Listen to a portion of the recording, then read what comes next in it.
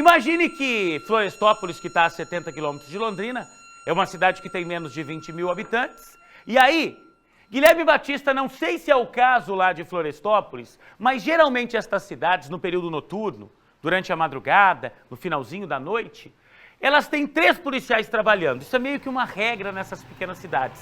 Um fica atendendo o telefone 190 na companhia e 2 ficam na viatura patrulhando a cidade. Apesar que eu já vi cidade onde eles adaptam, né, no rádio da viatura um telefone, quando você liga no 90, a espécie de siga-me, né, que a gente bota no celular, cai aqui para o policial atender porque só tem 2 trabalhando. Não deve ser diferente da realidade de Florestópolis e isso é um prato cheio para uma quadrilha dessas agir, né? Boa tarde, Gui. Boa tarde, Juliano Marcos. Boa tarde a todos que acompanham o Balanço Geral. Juliano, exatamente, é a tal da tragédia anunciada, né? E é algo que a gente vem acompanhando nos últimos anos, não só em Florestópolis, mas em diversas cidadezinhas aqui da nossa região.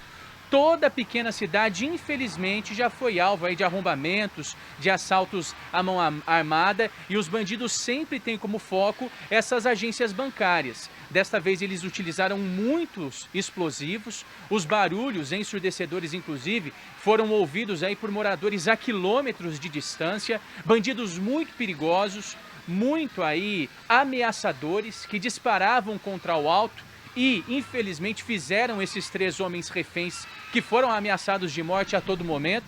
E é como você disse, Juliano, quando a quadrilha ela chega, ela já tem um plano mais ou menos traçado. São criminosos, ao que tudo indica, experientes na área aí de arrombamento e de explosões de agências bancárias.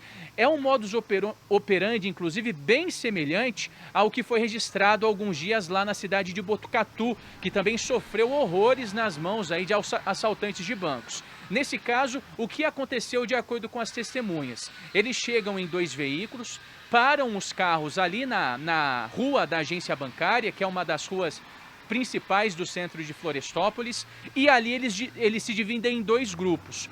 Um dos grupos vai para frente da agência bancária já começar a armar os explosivos e o outro grupo, que já tinha muito possivelmente isso em mente, vai até o hospital. Eles percebem que o hospital estava aberto, é um hospital que funciona aí 24 horas, e lá no interior do hospital, primeiramente eles fazem 2 homens reféns, o motorista e o porteiro.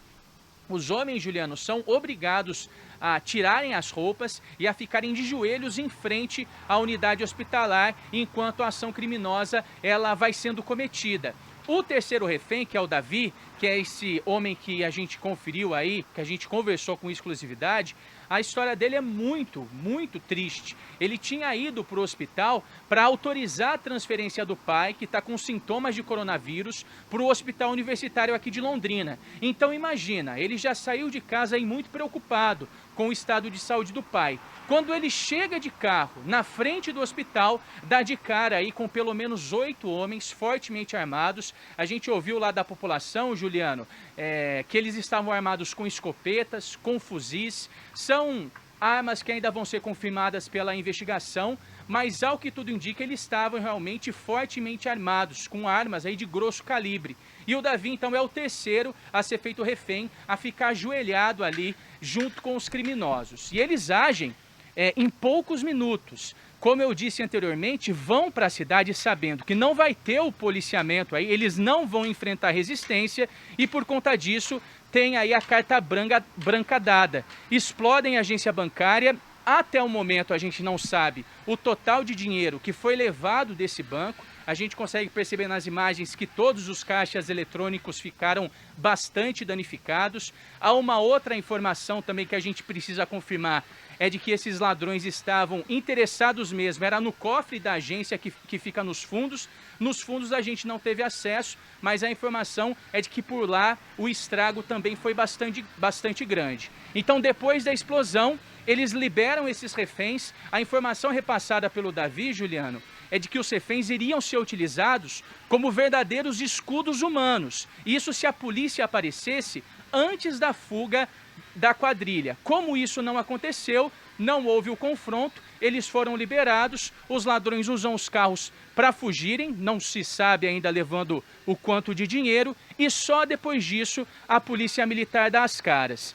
Essa demora ela é justificada justamente por conta da falta de policiamento.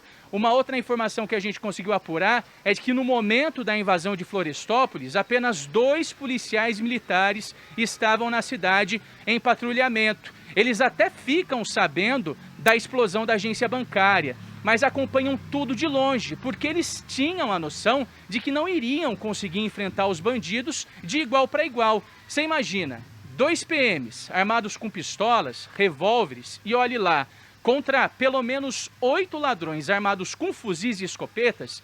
Os PMs então fazem o quê? Eles entram em contato com equipes de cidades da região, essas equipes elas formam uma espécie de comboio e todos então vão para Florestópolis. Mas quando esse reforço chega, os ladrões já não estão mais na cidade e eles vêm agindo assim com frequência. Florestópolis, Porecatu, Bela Vista do Paraíso, Alvorada do Sul. Se a gente for para o lado do Norte Pioneiro, a situação é a mesma.